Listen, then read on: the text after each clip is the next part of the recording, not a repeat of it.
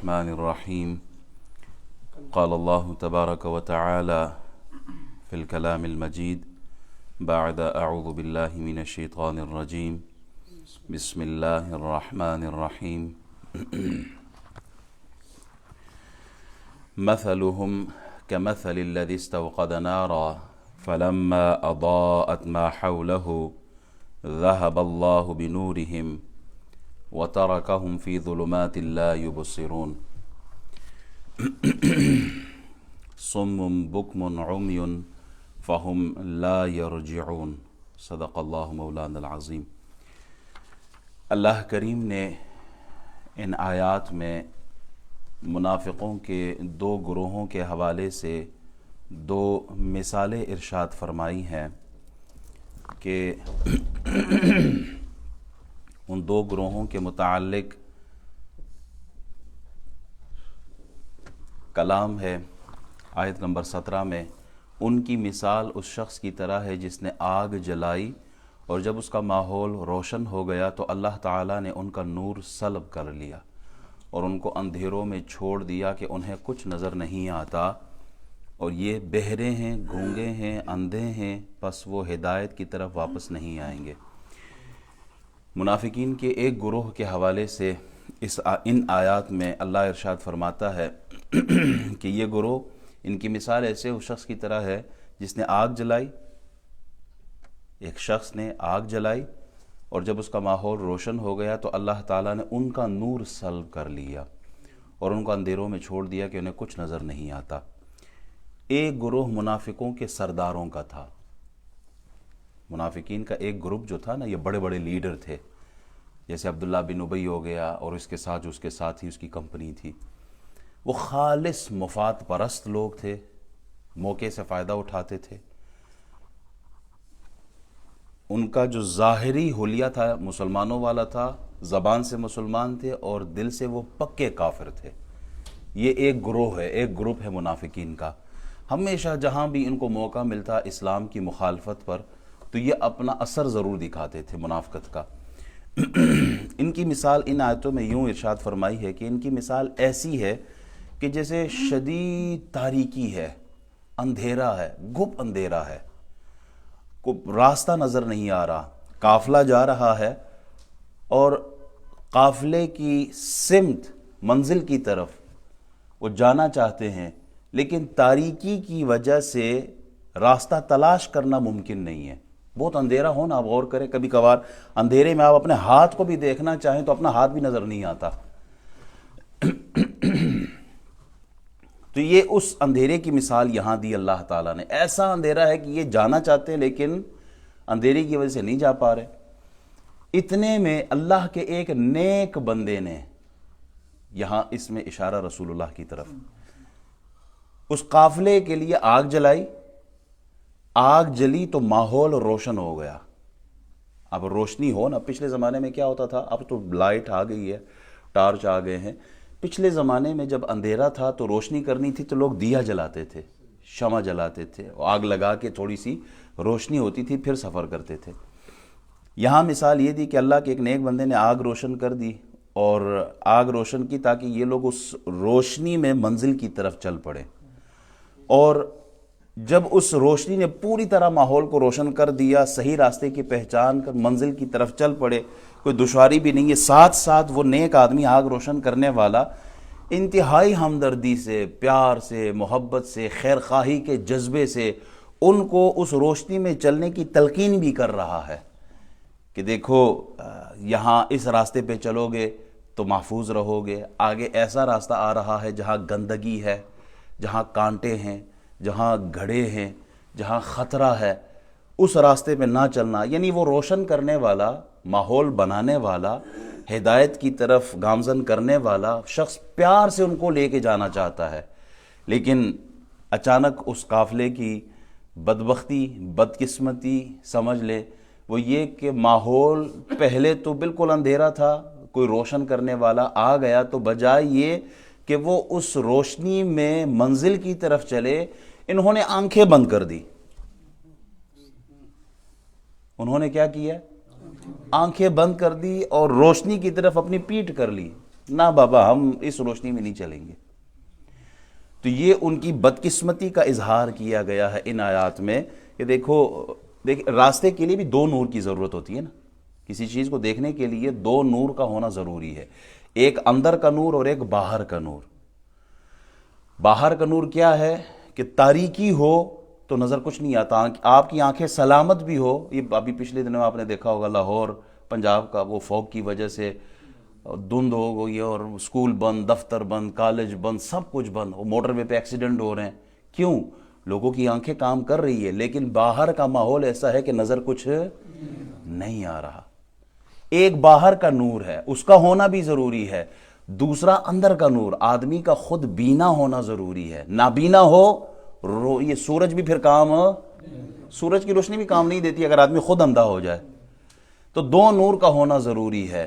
اللہ تعالیٰ نے ان کے لیے رسول اللہ صلی اللہ علیہ وسلم کو مبعوث فرمایا، وہ روشنی لے کر، اسلام کی روشنی لے کر آئے، دین کی روشنی لے کر آئے، قرآن کا نور لے کر آئے، تو بجائے اس نور میں چلنے کے انہوں نے تعصب کی پٹی اپنے آنکھوں پہ رکھی، عصبیت ان کے ذہنوں میں آئی، نفسانی خواہشات، سفلی جذبات، قومی تعصب، یہ قریش کا ہے، ہم تو فلاں قبیلے کے ہیں، یہ تو بنی عبد المطلب سے آ رہے، تو ہمارا تو ان کے ساتھ وہ خصم چل رہا ہے، جھگڑا چل رہا ہے اور وہ معاملات کو ٹھیک نہیں، تو وہ نفرت بنیاد بنی، وہ تعصب بنیاد بنی، وہ زبان کا جھگڑا ہو، وہ قوم کا جھگڑا ہو، وہ خاندان کا جھگڑا ہو، اپنے سگے چچا ابو لہب نے بھی تو انکار کیا نا، تو وہ لڑائی بنیاد بنی اس نور کو حاصل نہ کرنے کی۔ جب وہ نور حاصل نہ ہو تو پھر کیا کہا، پٹی بھی رکھی، پٹی کے ساتھ اب اس نور کو بجھانے کا بھی چاہا کہ یہ نور جلے بھی نہ، ایک تو ہے نا ایک تو یہ خود آنکھیں بند کر دینا، ایک یہ کہ اس نور کو بھی بجھاؤ۔ اسی نور کو بجھانے کے لیے یہ کبھی بدر میں آتے رہے، کبھی احد میں آتے رہے، کبھی خندق کی طرف آتے رہے، بڑے بڑے رسول اللہ صلی اللہ علیہ وسلم کن غزوات میں نہیں گئے، حضور نے اپنے صحابہ کو سریے پہ نہیں بھیجا، کیوں؟ کیونکہ وہ ظالم چاہتے تھے کہ یہ جو اسلام کا نور ہے جس کی روشنی میں صحابہ جنت کا سفر طے کر رہے ہیں، اس نور کو بجھا دیا جائے، لیکن فانوس بن کے جس کی حفاظت ہوا کرے، وہ شمع کیا بجھے جسے روشن خدا کرے، جس شمع کو اللہ نے روشن کیا ہے اسے کوئی بجھا نہیں سکتا۔ اس کے بعد دوسری آیت، بلکہ اگلا حصہ، سم بکم، آیت نمبر 18، سم بکم عمی فہم لا یرجعون۔ اسم کہتے ہیں بہرے کو، اسم، ابکم کہتے ہیں گونگے کو، اعمیٰ کہتے ہیں اندھے کو، تو سم بکم عمی فہم لا یرجعون، یہ بہرے ہیں، یہ گونگے ہیں، اندھے ہیں، پس وہ ہدایت کی طرف واپس نہیں آئیں گے۔ اللہ تعالیٰ نے فرمایا یہ منافقین بہرے گونگے اندھے ہیں کیونکہ مسلمانوں کے درمیان رہتے ہوئے بھی انہیں صدائے حق یہ نہیں سنتے، حق کی بات نہیں سنتے ہیں، جسے سن کر صحابہ کرام رضوان اللہ تعالی علیہم اجمعین ان کا دل روشن ہوا، حق سن کے ان کا دل روشن ہوا۔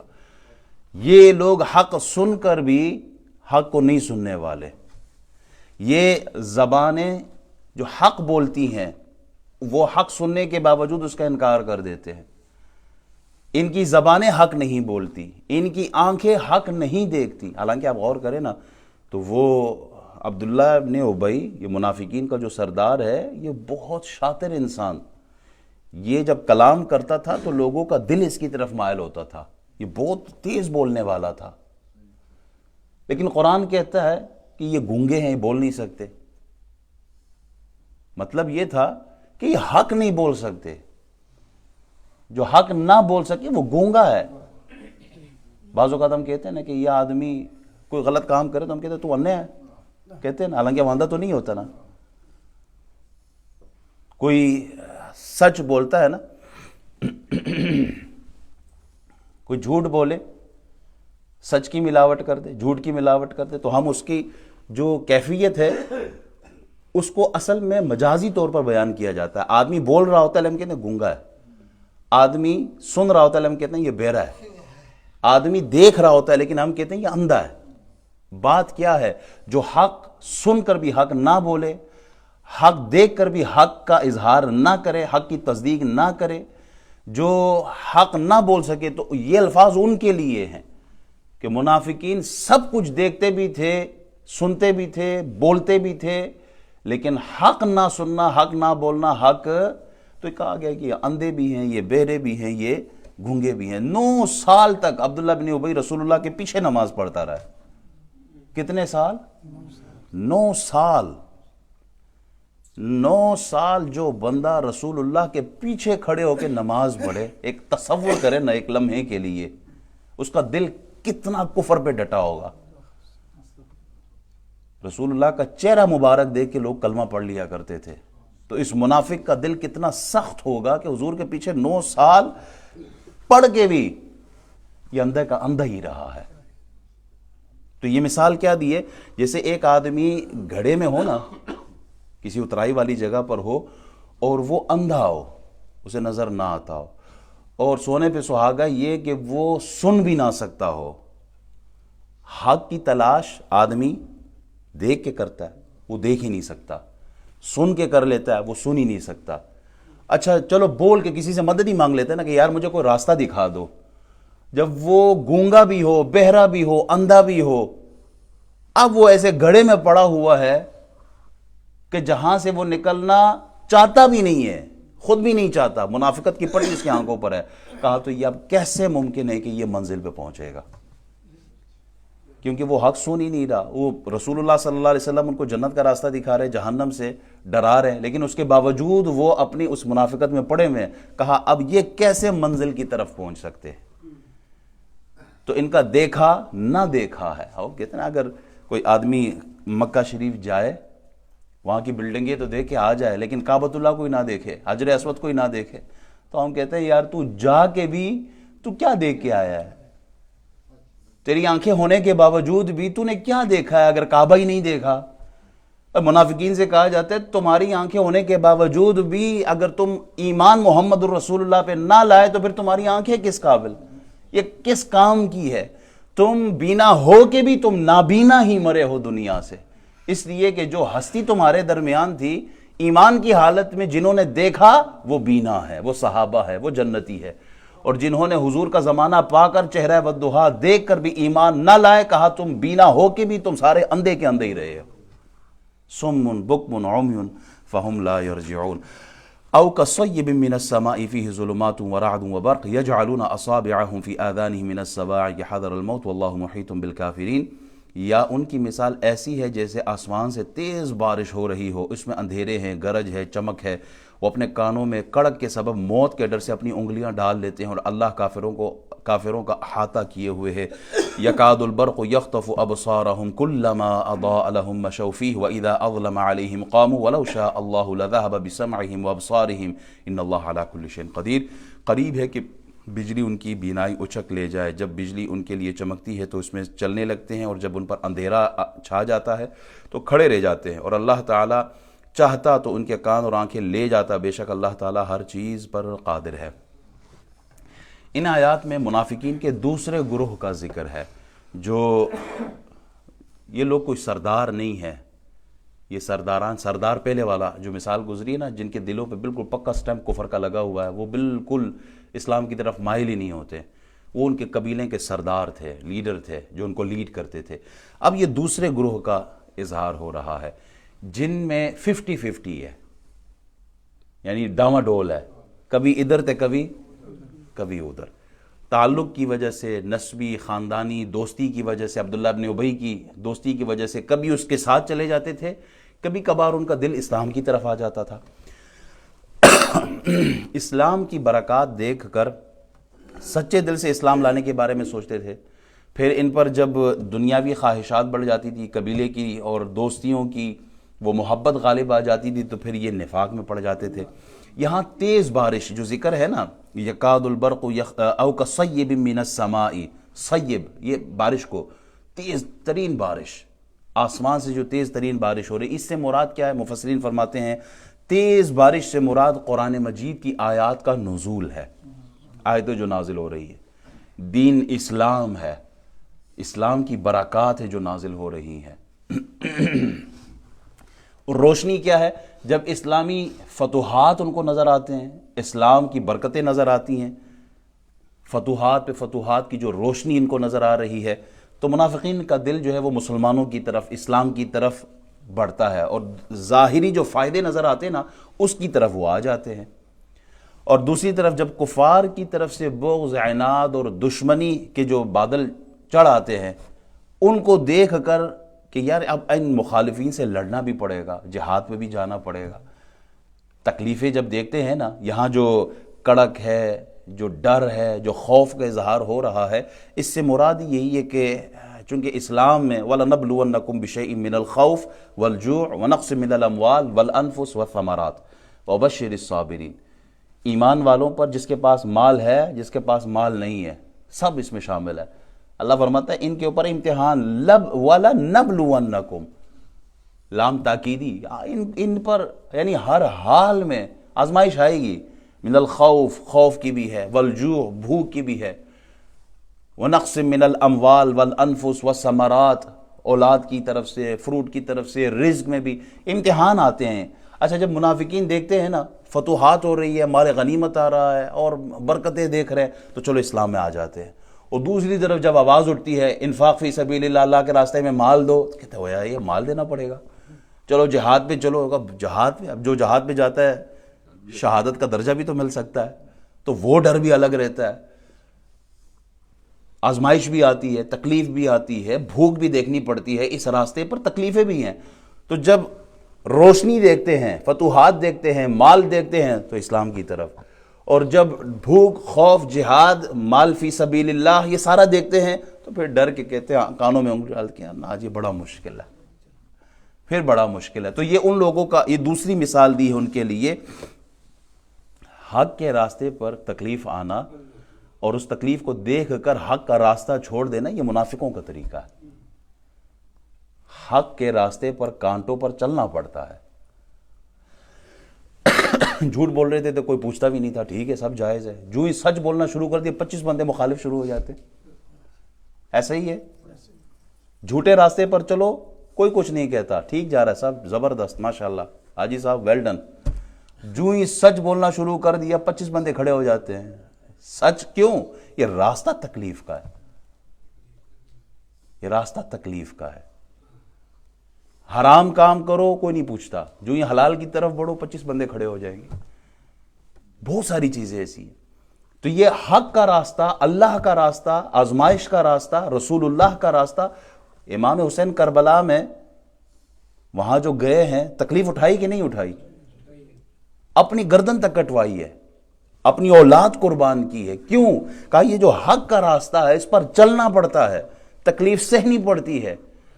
دین کے لیے، اسلام کے لیے لوگوں کے طعنے سننے پڑتے ہیں،